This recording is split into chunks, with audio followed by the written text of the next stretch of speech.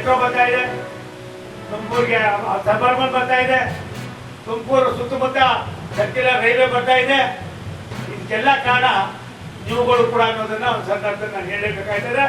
ಇದಕ್ಕೆ ಮೂಲ ಕಾರಣ ನಮ್ಮ ರಾಷ್ಟ್ರದ ಪ್ರಧಾನಮಂತ್ರಿ ನರೇಂದ್ರ ಮೋದಿಯವರು. ಏರ್ಪೋರ್ಟ್ ಇವತ್ತು ಇನ್ಸ್ಪೆಕ್ಷನ್ ಆಗ್ತಾ ಇದೆ, ಫೀಸಿಬಿಲಿಟಿ ಸೆಲ್ ಬರ್ತದಲ್ಲಿ ಮಾಡ್ತಾರೆ. ನಮ್ಗೆ ಇರೋ ಏರ್ಪೋರ್ಟ್ಗೆ ಬೆಂಗಳೂರು ನಮ್ಮ ಮನೆಯಿಂದ ಬರ್ಬೇಕಾದ್ರೆ 1 ಗಂಟೆ ಬೇಕು, ತುಮಕೂರಿಂದ ನೀವು ಹೋಗಕ್ಕೆ 1 ಗಂಟೆ ಕೊಟ್ಟೈತಿ. ಹಾಗಾಗಿ ಕರ್ನಾಟಕಕ್ಕೆ ಸೀಮಿತ ಆಗಿಲ್ಲ, ಇಡೀ ರಾಷ್ಟ್ರಕ್ಕೆ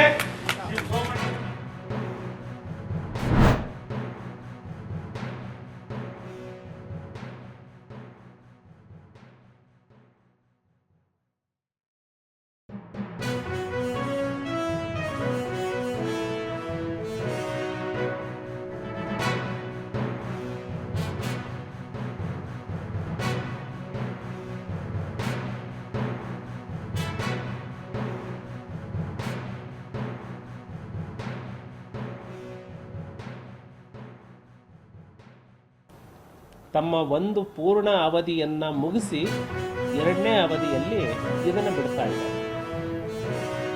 ಸೊ ಜಾತಿ ಗಣತಿ ವೈಜ್ಞಾನಿಕವಾಗಿ ಬರಬೇಕು ಅನ್ನೋದರಲ್ಲಿ ಭಾರತೀಯ ಜನತಾ ಪಕ್ಷದ ಭಿನ್ನಾಭಿಪ್ರಾಯ ಇಲ್ಲವೇ ಇಲ್ಲ. ಸೊ ಭಾರತೀಯ ಜನತಾ ಪಕ್ಷ ಜಾತಿ ಗಣತಿಯನ್ನು ವಿರೋಧ ಮಾಡಲ್ಲ.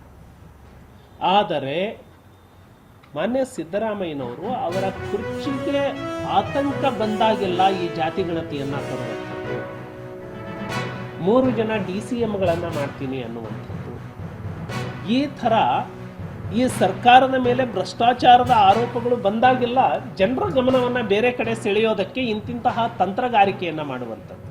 ಜಾತಿ ವರದಿ ಗಣತಿ ಬರಲಿ, ಆದರೆ ರಾಜಕೀಯ ಕಾರಣಕ್ಕಾಗಿ ಈ ರೀತಿ ಬಳಸಿಕೊಳ್ಳುವಂಥದ್ದು ತಪ್ಪು.